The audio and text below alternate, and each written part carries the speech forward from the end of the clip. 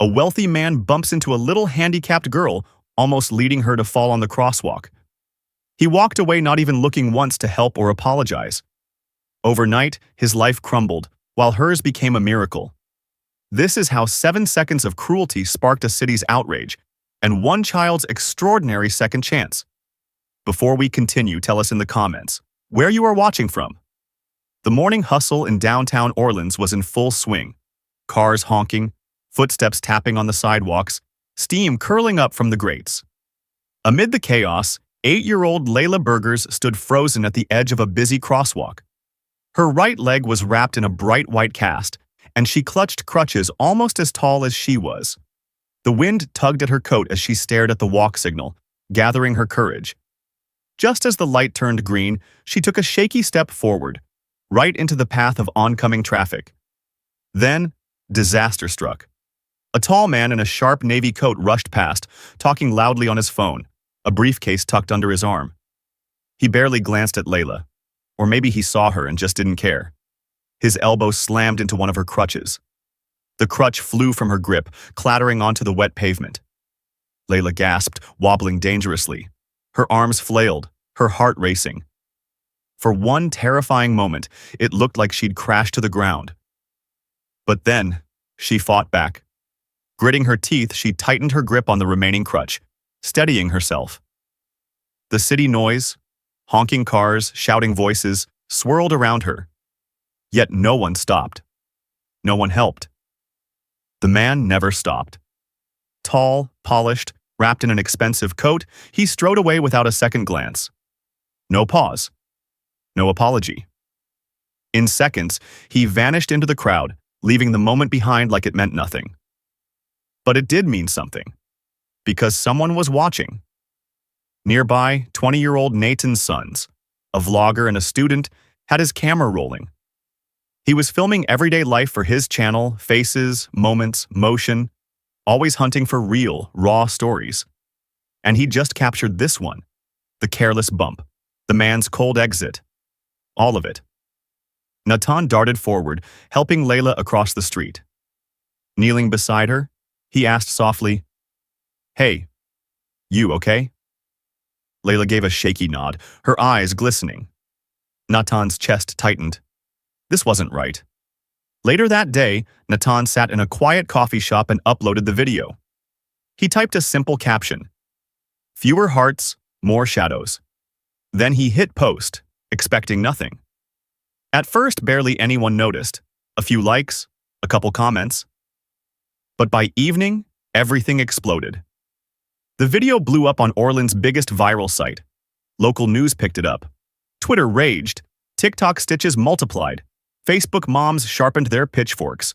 The internet lost its mind. Who does this to a kid? That poor little girl.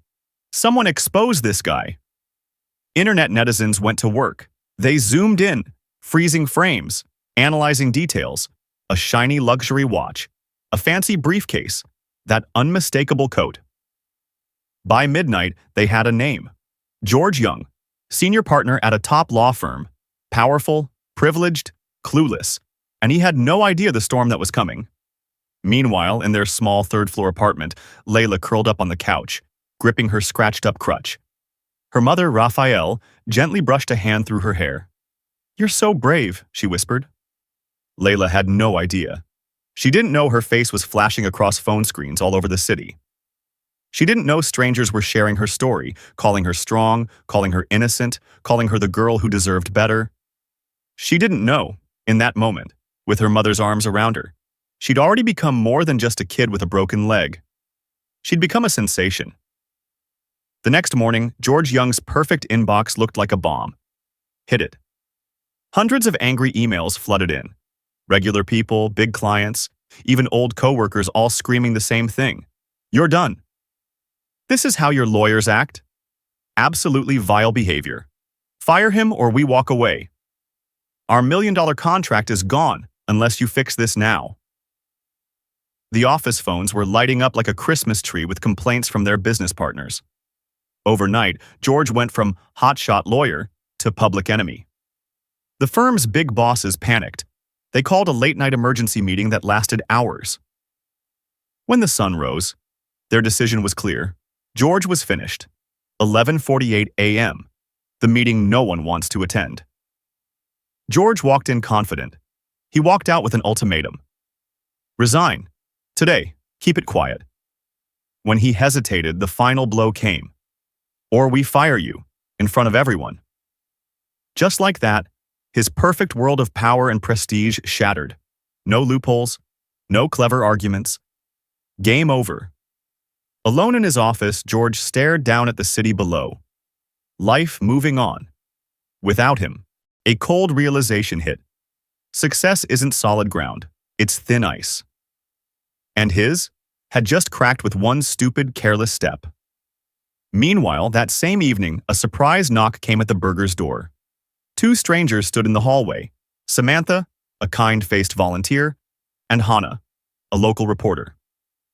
Together, they held out two cheerful gifts, a colorful box and a neatly wrapped present. People saw what happened, Samantha said gently. They wanted to help. Inside the box? A brand new pair of crutches, light as a feather. The wrapped gift? Stacked with children's books, toys, and a handwritten note. For Orleans' bravest little fighter. Raphael froze. Generosity like this didn't often find its way to their apartment. For a second, she just stared, then took the gifts, her eyes glistening. And Layla? She gasped, her whole face lighting up like a Christmas tree with decorations. Something shifted in Orleans overnight. Suddenly, everyone's phones were filled with photos of small, quiet acts of kindness. A teenager holding the door for a mom with a stroller, a businessman helping a blind man cross the street, a student picking up a stranger's spilled groceries. Each post carried the same motive. Help needy. No fanfare, no shouting. Just people noticing each other and choosing to help. Social media, usually buzzing with drama, now glowed with these moments. Little things, human things. The city hadn't changed its theme. But its heart? That grew bigger by the hour. For the first time in memory, the city's screens weren't flooded with outrage or scandal. Instead, people began sharing quiet moments of connection, small acts of kindness that normally would have gone unnoticed. It was remarkable how something so simple could spread so quickly. And it all traced back to that ordinary morning. A child struggling with her crutches, a stranger who stopped to help, and the ripple effect that followed when people finally started seeing each other again. As of George, alone in his luxury apartment, George scrolled through the headlines. His face, his name, his disgrace splashed across every screen.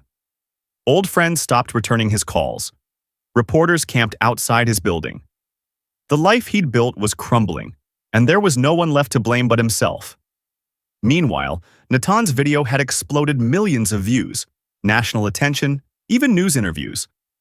But he didn't care about fame. He quietly reached out to a local charity, handing over all the donations that had poured in money for Layla's medical care, toys, even offers from doctors willing to help. He refused to take credit, staying in the shadows. For him, this was never about going viral. It was about doing what was right. Not long after, something incredible happened. Dr. Beth Winstone, a top specialist at a famous children's hospital in Orleans, saw Layla's video. Moved by her story, she reached out with an amazing offer: free treatment for Layla. When Raphael got the letter, she broke down in tears. This was more than they had ever hoped for. The clinic was like something out of a dream. Bright, clean hallways, kind voices, and machines that hummed with promise. The nurses adored Layla, cheering her on as their little fighter. The treatments weren't easy. Some days were painful, and Layla cried through them, but she never gave up. Then, 3 months later, a miracle. Layla stood up without her crutches. She took one shaky step, then another. And then she was walking. Really walking, down the hallway all by herself. The doctors applauded, nurses wiped away tears. And Raphael? She swept her daughter into the tightest hug of her life. This wasn't just walking, it was flying. The mayor held a special ceremony to honor people who had made a difference in the community. When Layla's name was called, the crowd went quiet. Dressed in a soft blue dress, her hair short and her eyes bright, she walked carefully but confidently up the steps. No crutches, not anymore. They placed a medal around her neck, awarding her for bravery and kindness. But the real reward? The faces in the crowd, glowing with pride, blinking back tears, full of hope. Meanwhile, miles away, George sat alone in his tiny apartment, watching on an old TV. No job. No one left who remembered him. When Layla reached the microphone, she didn't say much. She didn't have to. Every step she took said everything. One afternoon, weeks later, Layla checked her mailbox and found a single letter. No name. No return address. Inside, just a few handwritten words. I'm sorry for what happened that day. You're braver than I could ever be. I hope life brings you nothing but happiness. She never found out who wrote it. But that didn't matter. She tucked the note into her special box, the one where she kept all the letters that reminded her of something important. She was loved. She was enough. George Young wasn't who he used to be. These days, he worked odd jobs under a fake name, jobs his old self would have looked down on. Sweeping floors, hauling boxes, stocking shelves in a warehouse on the bad side of town. No more fancy suits, no more corner office. Now, he kept his head down, spoke as little as possible, and always paid in cash. He'd gotten good at disappearing. But no matter how hard he tried to outrun his past, the same memory chased him every night. That crosswalk. The little girl. The way her crutch hit the pavement as she fell, and how he just kept walking. It never let him go. So, every morning, before facing the world, George stopped in front of the mirror. Not to check his tie, but to steady himself. And he promised, just a little, to be better than yesterday. It wasn't forgiveness, but it was something. Layla?